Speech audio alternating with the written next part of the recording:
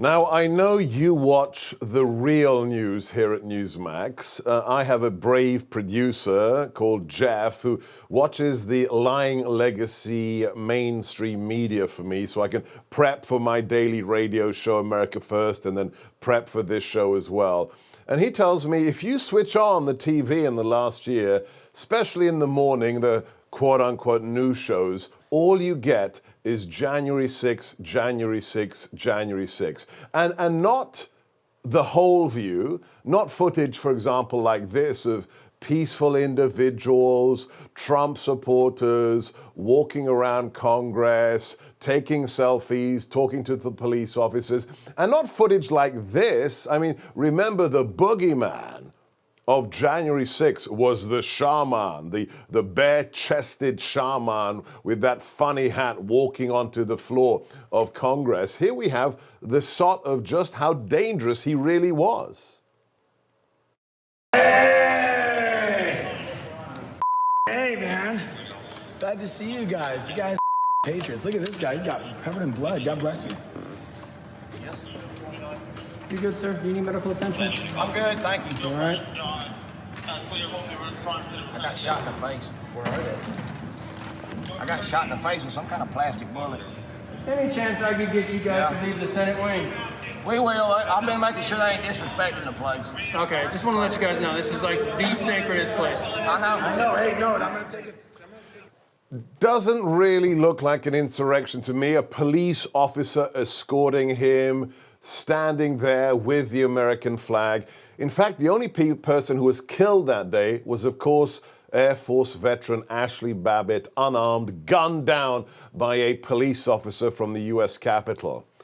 Now, the U.S. Capitol Police have a lot of questions to answer, not just about January 6th, but regarding a story that just broke a few weeks ago. Apparently, they're not just surveilling the individuals who broke into the Congress, they seem to be spying on members of Congress. And the individual who blew that story is with us right now from the 22nd Congressional District of the great state of Texas, Congressman Troy Nehls. Welcome to the Gorka Reality Check. Mr. Gorka, it's good to be back with you today. Good to be back. So tell us the story. This happened last November regarding what your interns, your staff saw on a Thanksgiving weekend. So tell our viewers what happened in your private congressional office.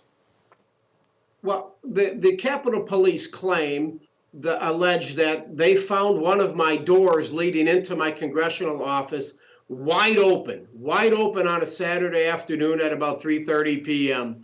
And so one of the uniformed personnel from the U.S. Capitol Police entered my office to look to make sure that there was no one in there that wasn't authorized to be there. Well, it is a weekend, and we didn't have anybody working that weekend, and it was the week of Thanksgiving. So he went in to check to make sure there was no one in my office. He found no one in my office.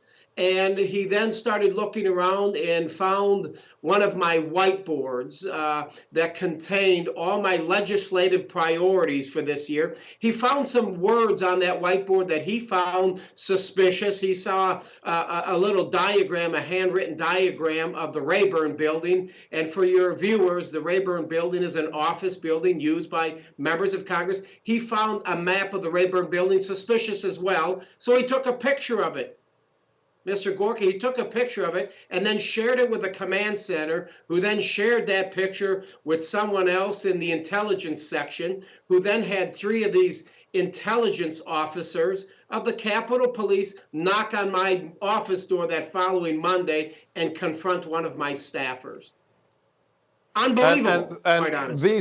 These are police officers that answer, they have a commander, but this is really Nancy's police force. So she could be spying on you. Will you tell our viewers what the devious, dastardly purpose of that map of Congress was on your wall? Why was it there?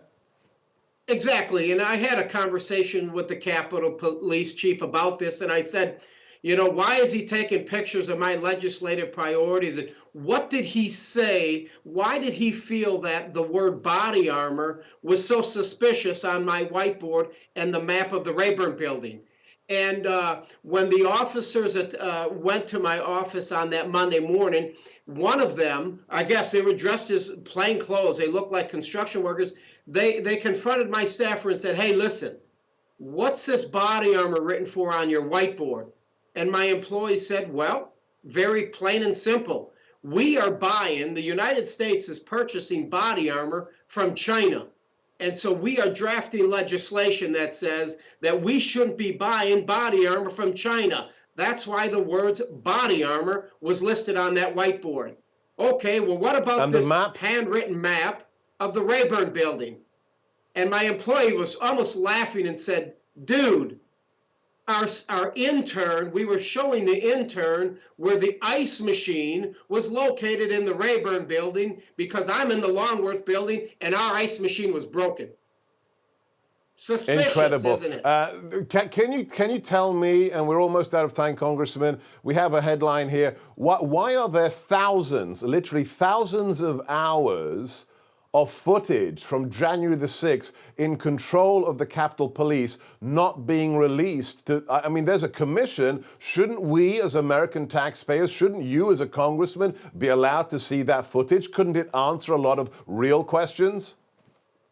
Of course, because Nancy Pelosi doesn't want to release this. Benny Thompson, the chair of this select committee, doesn't want to release it because he sees that a majority of the people walking around inside that Capitol building that day were not assaulting police officers. Matter of fact, they were shaking hands with law enforcement. They were doing nothing wrong. Yes, there were individuals that harmed law enforcement and broke things, and I think the American people, they should be held accountable. But a large majority of the people in the Capitol building that day didn't do a damn thing wrong other than they were inside the building. It's the people's Capitol. So Nancy wants to hide those things because it doesn't fit with their narrative. These are all Trump people that were in there to try to overthrow the government, an insurrection, and that's just not the case. That is not the case. Yeah. And the Capitol Police leadership, they're trying to silence me, Mr. Gorka, then trying to intimidate me, and they're trying to destroy me, and now they're spying on me.